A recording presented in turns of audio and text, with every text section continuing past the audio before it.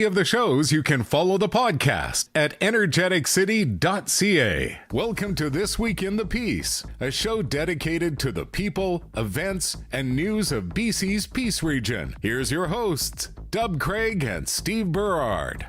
Welcome to This Week in the Peace. Today we have one special guest joining us in studio. Yes, Bob Zimmer was re-elected in a landslide in our riding during the federal election in the spring, and since then he sat opposite to new Prime Minister Mark Carney and their slight minority government as they've steered their way through more tariffs from the United States, among other things. To talk about his thoughts on PM Carney and all sorts of other Ottawa talk, we're joined now by Prince George Peace River Northern Rockies MP Bob Zimmer. Bob, welcome back to the show, sir. Good to be back, Dub and Steve. Right off the top, one thing that we want to get your reaction to. Just recently, we saw that Pierre Poilievre won in Battle River Crowfoot. Yes. What are your thoughts on that? I think it's great. There was a lot of speculation, even Pierre too. You're never quite sure when you go into an election what the results will be. So I think it was 80+% was a real affirmation of his leadership and him being really positively received in that riding of Battle River Crowfoot. So I was there myself. My son goes to Prairie College there to the pilot school, and so firsthand saw all the signs, the Pierre signs and all that. You could really see from the ground up he had a lot of support. So it was good to see him finally elected with those such strong numbers. In the lead up to the by-election that happened, obviously Pierre had to pick a riding to run in. Was there any discussion of him running here? To be accurate about that, it was Damien had approached Pierre. He had said, look, if you need to run in a seat, he offered his own seat. He's been very clear about that. It wasn't the other way around where Pierre was looking. Right. So that happened, and I guess no further discussions were necessary, but Pierre was asked and accepted that invitation to run in Battle River Crowfoot. For sure. Obviously, coming up in, I believe, January, there's going to be a leadership review for the Conservative Party. Can you tell me a little bit, obviously we're still a few months away, but can you tell me a little bit about your thoughts on that, sort of where you stand? Yeah, well, I'm absolutely behind our leader 100%. So I've seen him work. I've never seen a leader work harder than Pierre Poilievre. And right. I've worked under a pretty hardworking Prime Minister Stephen Harper. So I've never, again, seen somebody work so hard. And on the ground, too. It wasn't just sort of showing up at, somebody drives you up and you get on stage, you walk away. This is a guy, everywhere we went, he was doing rallies. And I don't know if you've ever been to a rally, but there's hundreds, sometimes thousands at these rallies. He always gives the opportunity. I think the last time he didn't. He had one chance he couldn't do it. And that's the only time I saw where he couldn't actually do a receiving line. And so I've been that person with him, the last people in the room to leave. So he makes sure everybody that wants to talk to him, get a picture or get a signature, he's there till the very end. And he's done that on multiple occasions. So, again, nobody's worked as hard. I think he'll get a solid support, at the leadership convention. And then away we go. I don't foresee any issues there with the challenge to his leadership. Okay, for sure. All right, Bob, let's talk a bit about Prime Minister Carney. Yes. Obviously, he became Prime Minister after Justin Trudeau said he would resign pending the leadership race, which Carney won. Yep. He was Prime Minister for days, then called a snap election, won that, again, a slight minority, and then had a very quick session kind of in the spring. Dealing with mostly kind of the tariffs and whatnot with the United States, but a lot of things sort of happening. Yeah. He's very different than Justin Trudeau, in terms of his background, his resume. He's in some ways more conservative than Justin Trudeau. Just your kind of quick thoughts on the current Prime Minister and what you've seen from him so far as an opposition member. Yeah, and I'll agree with you at some point, Dub, there too, that he is different than Justin Trudeau. He's quite a different personality.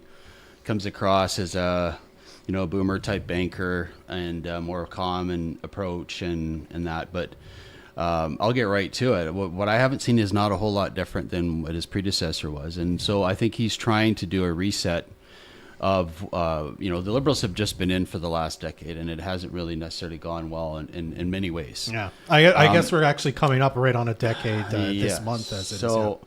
So to be very blunt about it, I haven't seen a whole lot of difference between Mark Carney. He's talked a different game about getting resources developed and all the like. But I've made many posts on. You can say that, and you can say that you're for resource development, you're for economic development, all the rest of it, while actually doing not very much. I mean, it's his 100 days. I think it just passed yesterday or today. Yeah. And we're just doing up a list, and I can't think of really anything substantial. Like within our first 100 days of our government back under Stephen Harper, one significant thing that we got done was the softwood lumber agreement within 80 days. And I don't think, very, sort of life-changing for resource-based communities was that agreement. It stabilized things. It ensured sort of that there was a trade with the U.S., our biggest customer, that would continue in a strong way, But, counter that with Mark Carney, I just haven't seen anything significant like that. Again, a lot of talk, but very little in terms of what we see in action. So I don't see a whole lot different. I know he's trying to portray himself as different and call himself, every chance he gets, he says, I'm new. But just remember, I mean, he was an economic advisor to Justin Trudeau for many years before, I think 4 years at least, before he became Prime Minister himself. And he comes at things with a pretty left-leaning approach when it comes to, developing fossil fuels and developing our resources. Very much on the anti-development side before he became Prime Minister. Then is trying to portray himself as, well, now I've seen the light and I'm shifting. But even some of these nation-building projects, he's promised a lot there with his minister. But again, we've heard a lot of talk. But when it comes to it, there's a lot of things he can do right now, actually, to lift sort of the gates to open up economic development and resource development, remove or reverse C-69, reverse the Arctic offshore moratorium in the north. And he hasn't done that. So some simple things that he could do to really unleash our economy, he hasn't done yet. He talks about creating another bureaucracy to do so. So I don't see Mark Carney as a whole lot different than Justin Trudeau, even though he's trying to pretend to be different. Yeah. How do you feel about, and I can't remember where we are exactly on this file, but again, he's talked a big game about we're going to try to reduce the number of barriers between provinces, for example, right, as sort of part of his nation building, elbows up, yada, yada. I mean, on that regard, I mean, how do you and the party feel about that at least? I mean, there's lots of sort of interprovincial trade that might be made easier in theory, again, if what he says is going to happen works out. I was at Lawrence Meats, the processing facility, butcher shop. We have the butcher block in town that's part of the same company, and I was out at their facility in Dawson Creek. And the reason why they were talking to me, they wanted to show me around the facility, is like, look, here we are, a provincial business, because they can't trade across provincial boundaries. They've chosen to do that because it's so difficult to go across provincial boundaries because of the federal regulations around that. Mm-hmm. And he's saying, look, if you really want to do something, Prime Minister, deal with us in the meat products industry. Mm-hmm. And it just hasn't happened. So, and I would challenge you to name even a few of those interprovincial trade barriers that have come down since this initiative happened. And I think, one thing, he can't run the country like a CEO. I mean, there's certain aspects where you can, but you can't just tell provinces you're going to do this, this, and this when it's in their jurisdiction to do what they're doing. So, again, I think it was a promise, and it made everybody feel good that he was going to eliminate these trade barriers. But so far, again, it's just been a lot of talk and no action. Yeah. What do you think then, the strategies going forward? We're going to talk more about the next session of Parliament after the break. But given that, as I said, I mean, the Liberals have, I'm kind of calling it a slight minority because they only need 3 or 4 votes to kind of have a majority, right? But that means, the NDP again and maybe the Bloc have to vote with them and or the Conservative Party in order to pass bills. Mm-hmm. What's the strategy kind of going into the fall? Is there talk of, well, we're going to see what kind of comes up and argue with the current government to get them to change their mind on things? Or do you think, Pierre Poilievre and the leadership in the party are going to say, I mean, how long do we let this government stand before maybe we take another shot at forming a majority government instead? Yeah. Well, I guess we've been very clear about that we're willing to work with the Prime Minister and the current Liberal government in the best interest of Canadians, especially at a time when these tariffs from the U.S. are hitting even local producers here, local manufacturers right in Fort St. John and Dawson Creek. And, you could say our forest sector too. So we've been saying all along that we're willing to work with them in order to accomplish some good things. And we voted on one particular bill just before the session was over in the spring. And so we've proven that we were willing to do that. How long that will last, we'll see what the bills are. I mean, if it's really going to, be, and this is sort of setting it up too. He's saying that he needs bills and legislation to unleash the economy, but there's a lot of things he can be doing right now as Prime Minister to sort of lift us from the shackles of those, or unlock the shackles to the economy that are within his grasp right now, and he's just not doing that. So, but anyway, that said, your question was, are we willing basically to work with them? We are. How long that will last remains to be seen. I will say what the previous Trudeau government relied on the NDP quite strongly for their support. And they had that confidence and supply agreement for most of their tenure in the last that's over. So I've talked to Don Davies, the leader of the NDP, or the interim leader of the NDP, many times. That is long gone. And I think the NDP even sees their own survival relies on them actually being a strong opposition to some of the things that are that the Liberal government is proposing. Even just the latest Labour disagreement with Air Canada is just one, I think, strong signal to show that the NDP is just not going to walk in lockstep with the Liberals anymore. Mm-hmm. Absolutely. All right. Well, we're going to take a quick commercial break. We're going to have more with MP Bob Zimmer right after this on This Week in the Peace. Measles is circulating in BC. Measles spreads easily when an infected person breathes, coughs, or sneezes. Getting the MMR vaccine is the best way to prevent getting and spreading the illness. Vaccines are safe, effective, and available for free at your local health unit or health center. Some pharmacies may also carry the MMR vaccine. If you have a fever or a rash, seek medical attention immediately. Notify any healthcare provider or facility before you visit. Stay informed. Stay protected. Visit northernhealth.ca. BC Transit is announcing a service change to the Fort St. John transit system on Sunday, August 31st. Schedules will be adjusted to coincide with schools being back in session. There will also be new Handy Dart service hours for Handy Dart customers. For more information, visit bctransit.com. Immediate real-time schedule updates can be done on the UMO app, Google Maps, or your favorite trip planning app. Thank you for taking transit. Ahoy, mateys! Ready for an adventure worthy of legends? It's time to set sail with the 100.1 Moose FM and Micro Consulting Sales and Service for the ultimate treasure hunt. Each week, we're hiding treasure somewhere in our fair Fort St. John, and it's up to you to track it down. Tune in just around 7:50 a.m. every Monday, Wednesday, and Friday for your next clue. The loot? Oh, it's glorious and awaits the cleverest crew. So hoist ye sails, grab your mates, and follow the clues to fortune. The Micro Consulting Sales and Service Treasure Hunt is brought to you by Rhythm Auctions, Bronze Flooring, Rentco, and Pizza Garden. With special thanks to our prize sponsors, The Hair Bin, Shoppers Drug Mart, Veronica's Closet, and Arctic Spas. The time to pull out all the stops for your vehicle is now. And the place to be is Militia Muffler.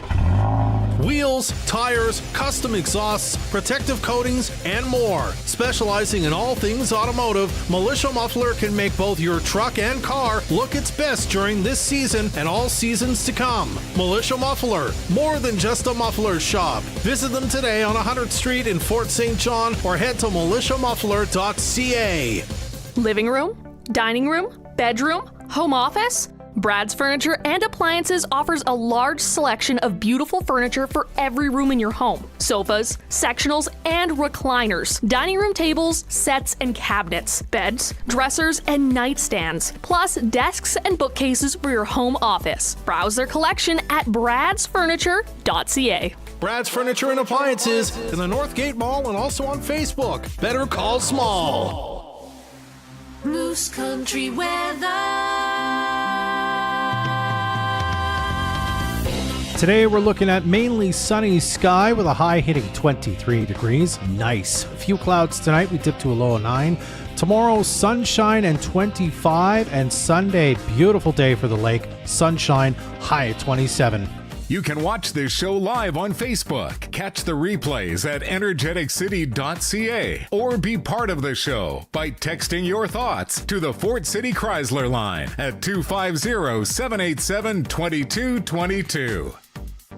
Oh, I'm Steve. We are back here with our MP, Bob Zimmer. Bob, thank you again for your time today.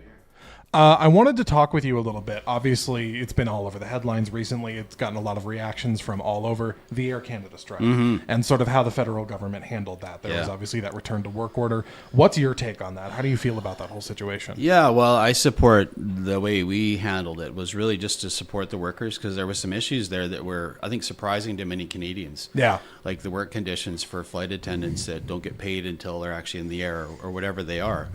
And, I even had this conversation with my wife. We were just surprised, like, really? Like, we didn't know that. So they, a person deserves to be paid for the hours that they work. So I think we supported that side of things. We supported, them to working out that agreement between Air Canada and the union themselves and not to have a forced back to work legislation applied like the Prime Minister did. Right. I'm glad that it's finally resolved, though. As a person that has to fly a lot, just makes it a lot more convenient. And Air Canada, I actually like Air Canada. They provide good service, and I've had great experience with Air Canada. Any airline, there's some negatives, but I'd say Air Canada, I'm pretty happy with their service and the way they treat us as customers. So I'm just glad to see they're back to work. Yeah, for sure. Absolutely. Well, if I may, Bob, I did want to talk about Canada Post for a second, too, because, of course, that labor negotiation, I believe, is still continuing. Yeah. We just had one round of it 6 months ago or whatever it was, 8 months ago. Yeah. A different situation, right? We see stories coming out. Canada Post is hemorrhaging money. What do we do with them? They're a national institution that provides a service that I don't know. There's a lot of debate about what's going to happen here. What's your thoughts and the Conservative Party's thoughts on how you handle Canada Post in the future? If you kind of have some thoughts on it. Yeah, well, I think it's the same way as we looked at Air Canada and their union. It's to work it out. There's a lot of one example of a complaint that I've posted about Canada Post is, they were being mandated now by the federal government to be part of the firearm confiscation regime. So, and upper management doesn't want it. Employees don't want it. They don't want to be the person that has to deal with, a firearms owner that's bringing in their firearms and just drops them on the counter and says, "Here you go. I've been told to do this." Well, in a Conservative government, I mean, this wouldn't be happening in the first place. I suppose, right? That's right. So, but that's one of those bones of contention, right? So. No, I think from our perspective, we just want them to work it out. We appreciate Canada Post and the service that they provide. And I know local deliverers. I've went to school with some of them here in town. And, they work hard and just they need to work out their differences with whatever the contract between Canada Post and the union. So I just wish them well and hopefully get sorted out. Absolutely. All right. I want to talk about your role as Shadow Minister for Arctic Affairs and Canadian Northern Economic Development Agency. Yes, it's a mouthful, isn't it? Yeah. You've had sort of a similar role for some time. Yeah. I think you were Shadow Minister for Northern Affairs before and that sort of thing. Why don't you tell us a bit about what that means exactly and sort of what sort of policy you're essentially critiquing the government on and what kind of crosses your desk? That's a good question. So what I had before, it was called Northern Affairs, Arctic Sovereignty, and Northern Economic Development. Yeah. And so really, even though the name has changed, now it's Arctic Affairs and Northern Economic Development. That's what I say for short. It's really the same thing. Yeah. So James Bazan and I just came back from an Arctic tour where we were in Northwest Territories in Inuvik, Yellowknife, and Tuktoyaktuk. And the focus was really on the lack of delivering on NORAD modernization. So we were at North Warning site in Tuk. We were looking the video that still hasn't been sent out yet, but we were looking at the Beaufort Sea where there's 5 Chinese icebreakers doing research as we speak. And really, Canada is just sorely lacking and falling behind. the system that we were there looking at, the North Warning System, is obsolete. It was slated to become obsolete this year in 2025. The federal government knew that, and now we're still sort of in this situation where we don't have the over-the-horizon radar system to replace the obsolete system that's there currently. So that's my job, is to sort of highlight these issues. And, despite what, Minister Anand says, like, look, we're spending billions and everything's fine. It isn't fine. We hear it from our American counterparts. We hear it from Canadian citizens that are right on the coast, on the ocean, whether it's in Cambridge Bay, Tuktoyaktuk or Iqaluit. They're concerned about this sort of unmanaged traffic through the Northwest Passage by our adversaries. It isn't just that there's friendly people going through there with sailboats. It's Chinese and Russians surveilling our Arctic, our backyard. So we think, and I believe, that we need to do more. And when I first got the job under Aaron O'Toole, that's what he challenged me with. I want you to bring attention to Arctic sovereignty. So a long answer to your question. So a large part of my focus is Arctic sovereignty. This time around, I've just made the decision I'm going to focus a little bit more on economic development. So while we're up there, we had conversations with the Gwich'in and with other groups up there too, just about how we can get the economy going in Northwest Territories, and how can we get the economy going in Nunavut. And we're going up to Nunavut here in September just at a gold mine opening, really to just showcase, look, there's good things that can be done, around mining and economic development. We just need to do more of it. The Northwest Territories economy is really hurting right now. So it's to bring attention to that, not just in a negative way, but, let's be honest about what the situation is here in the North.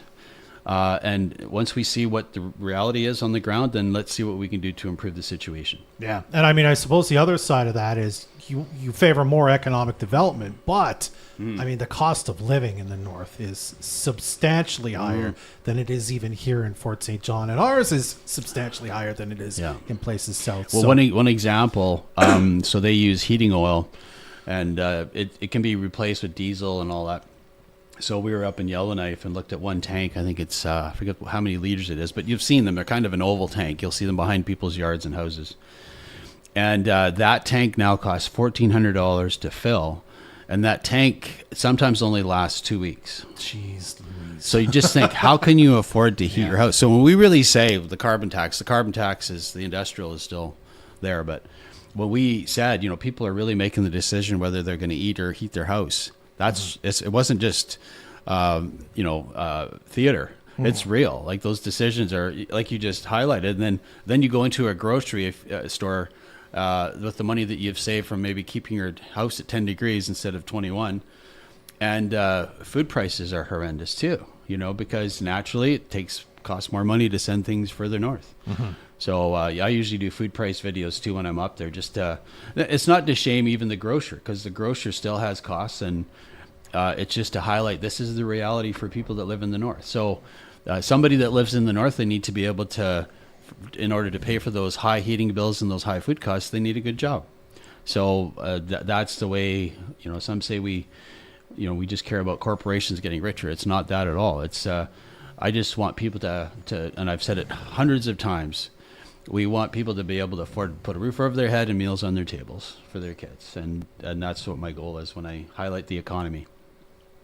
Yeah, for sure. I want to take a moment now, we're getting towards the end of our interview here, to look forward to the new Parliament session. Sure. Is there anything specific you're looking forward to as we go into that? Tell me a little bit about your perspective. Yeah, well, it's going to be great to have Pierre back in the House, because he wasn't there for a couple of months. Yeah, for sure. So I think, too, even now we just saw a poll that has us neck and neck again with the Liberals. And I think that the fact that we were down a little bit all just ties to Pierre not being in the House. So right. once he's back in the House and we're kind of have the whole team on the ice again, I think you're going to see we're going to be performing really well. I'm going to stay focused on economic development in the North and Arctic sovereignty. That's why I've been doing so much traveling in the summer, is to just sort of build the content for the fall. For sure. And sort of I've talked to a lot of people and have a lot to ask the minister about and hold them to account over. So that's what we're going to be focused on. It's going to be good to be back, even though the one thing I'll say for somebody that's in the West, as a member of Parliament, it's so nice to be at home where you don't always have to be traveling, because, and this is something I appreciate. I appreciate my home a lot more And I would say most people that have to travel appreciate home a lot more For when sure. they have to travel a lot. So. Yeah, absolutely. Awesome. Thank you so much for your time today, Bob. Really appreciate it. Thanks, guys. Yeah, have a great day. Of course. You're welcome. That was MP Bob Zimmer. Our thanks to him for joining us on This Week in the Piece, and thank you for tuning in. You can listen to the show again by checking out the podcast at energeticcity.ca/podcast. We store this and future episodes there. Make sure while you're there, take some time to check out our other locally produced podcasts before the piece. Again, lots of great episodes for you to dig into there. That's our show. I'm Dub Craig. And I'm Steve Berard. Be well. Join us again next Friday morning at 10 for another edition of This Week in the Piece, your weekly talk show dedicated to the people, events, and news of BC's Peace Region. Or you can listen to this podcast again